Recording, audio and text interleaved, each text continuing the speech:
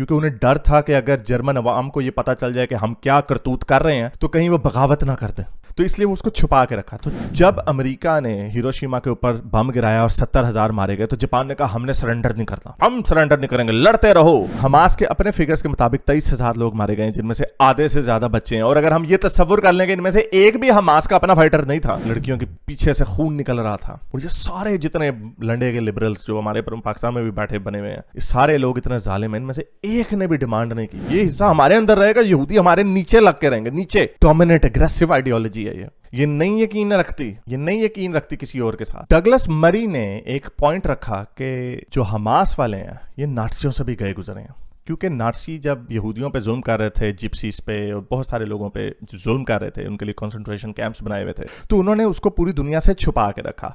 और सिर्फ पूरी दुनिया से नहीं छुपा के रखा बल्कि अपनी जर्मन अवाम के साथ भी छुपा के रखा, क्योंकि उन्हें डर था कि अगर जर्मन अवाम को ये पता चल जाए कि हम क्या करतूत कर रहे हैं तो कहीं वो बगावत ना कर दें, तो इसलिए वो उसको छुपा के रखा। तो इसलिए जब इत्तेहादियों ने जर्मनी को फतह किया तो फिर उन्हें पता चला कि यार ये कितने लोग इन्होंने मार दिए, 60 लाख यहूदी मार दिए इन्होंने।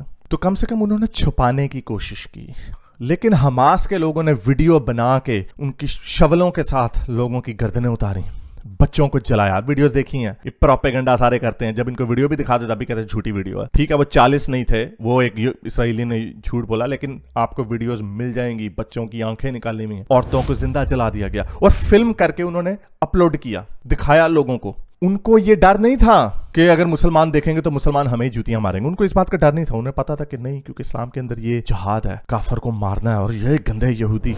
और वही हुआ कि मुसलमानों ने, पूरी दुनिया के मुसलमानों ने उस दिन फतह मनाई, उसको फख्र से देखा, तालियां मारी और बानेबाजियां मारने लग गए। कोई भी चीज इस तरह की बर्बरियत को जस्टिफाई नहीं कर सकती। तो इस हिसाब से नाट्सी तो कम से कम अपने काले कारनामों को छुपा रहे थे, हमास वाले छुपा भी नहीं रहे थे, क्योंकि उन्हें यकीन था हमारे मुसलमान ऐसे ही हैं। उन्होंने फख्र से दिखाया इसको। फिर वो फाक राउंड के बाद जब फाइंड आउट करने की बारी आई तो फिर वही लोग इंसानियत के दर्स देने लग गए लोगों को कि देखें कितने बच्चे मार दिए। ओह जी, अब अपने बच्चों की आंखें दिखा रहे हैं, उनके नहीं दिखाते, उनकी इनको नजर नहीं आती। तो बहरहाल, तो ये तो डगलस मरी का पॉइंट था। लेकिन मैं आपको एक और पॉइंट दिखाता हूं। मैं आपको ये कहूंगा कि जो जापान था, इंपीरियल जापान था, हमास वाले उससे भी ज्यादा जालिम। और ये कोई छोटी बात नहीं है, इंपीरियल जापान कितने जालिम थे जरा चाइनीज लोगों से पूछे। नैनकिंग मैसेकर को देखें कि किस तरह लोगों को बर्बरियत के साथ, बेयनेट के साथ मारते थे, गर्दनें उनकी उड़ाते थे। आप तो भूल जाएंगे तालिबानों की या दाइश की जो बर्बरियत है, उसको भूल जाएंगे। उस लेवल से भी ज्यादा आगे की बर्बरियत थी। ये उनसे भी गए गुजरे हैं, क्योंकि उन लोगों को कम से कम अपने अवाम की परवाह थी। जब अमेरिका ने हिरोशिमा के ऊपर बम गिराया और 70,000 मारे गए तो जापान ने कहा हमने सरेंडर नहीं करना, हम सरेंडर नहीं करेंगे, लड़ते रहो। अमेरिका ने कहा चलो भाई, हमारे पास तो एटम बमों की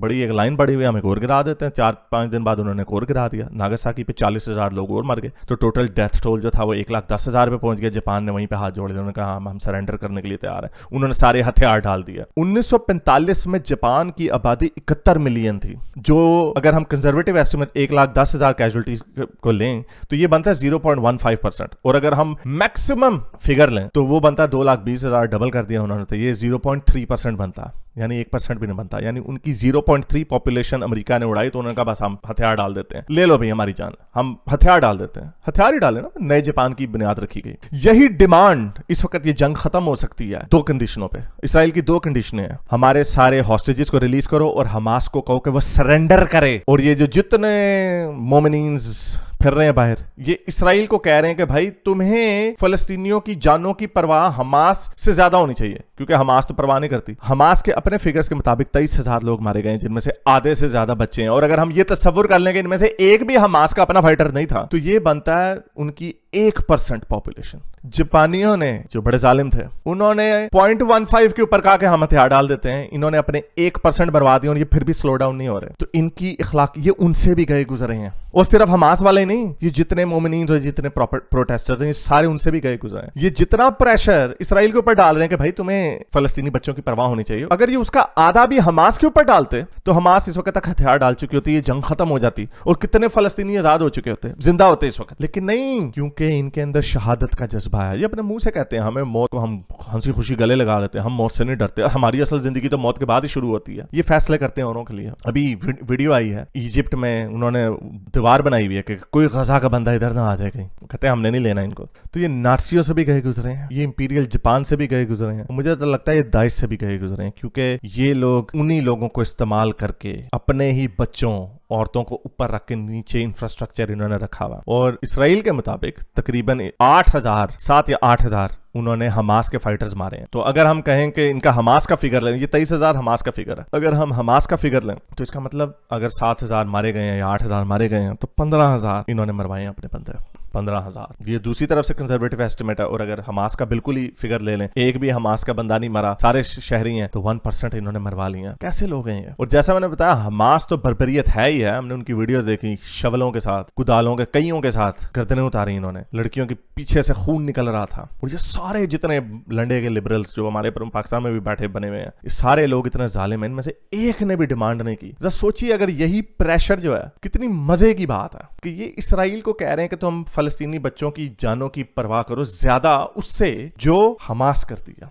ये है इनका हाल। क्योंकि अगेन इसका बड़ी दफा ये कह चुके हैं, इसका ताल्लुक इंसानी जिंदगियों से नहीं है, इसका ताल्लुक इनके पॉलिटिकल ऑब्जेक्टिव से है। 1400 सालों में से 1300 सालों मुसलमानों ने हुकूमत की, तो ये कैसे दे देंगे? असल मकसद ये हुआ, यहूदियों के हाथ में तुमने जेरूसलम दे दिया, ये नहीं हो सकता। ये हिस्सा हमारे अंदर रहेगा, यहूदी हमारे नीचे लग के रहेंगे, नीचे। डोमिनेट एग्रेसिव आइडियोलॉजी है ये नहीं यकीन रखती किसी और के साथ। और देख लें, जहां पर भी इंडिया में भी इनको एक दफा इन्होंने मुल्क काट दिया, दोबारा फिर ये कहेंगे हाँ हम 20% हमारा अलादा दो। अभी यूरोप में क्या हो रहा है देख रहे हैं आप। ये जहां जाते हैं ये कहीं किसी और कल्चर की, किसी और की इज्जत नहीं करते, ये सिर्फ मारने पे यकीन रखते हैं और हर एक को अपने नीचे ला के रखने में यकीन रखते हैं। और यही वो वजह, ये डेथ कल्ट है। ये इसको जिंदगी से नहीं, इसको मौत से प्यार है। फैनेटिक्स हैं ये, हर कल्चर में फैनेटिक्स होते हैं, लेकिन इस कल्चर के फैनेटिक्स जो है वो नेक्स्ट लेवल है। सबसे ज्यादा इस मुल्क इस कल्चर के फैनेटिक्स हैं। तभी देख लें, जुल्म करते रहते हैं। तो याद रखिएगा ये बात, ये नाट्सियों से भी गए गुजरे और इंपीरियल जापान से भी गए गुजरे। उम्मीद करता हूँ आज की वीडियो में आपने कुछ सीखा होगा, शायद इस आर्ग्यूमेंट में एक नया पर्सपेक्टिव आपको मिला होगा। और अगर कोई आर्ग्यूमेंट में होल है तो नीचे कमेंट्स में लिख के जरूर बताएं। अब तक के लिए इतना, अगली वीडियो तक साइंस हाफिज। अगर आपको मेरी ये वीडियो अच्छी लगी तो मेरे चैनल के मेंबर बनिए, पेट्रन बनिए, या फिर आप मुझे बाय मी या कॉफी में भी सपोर्ट कर सकते हैं।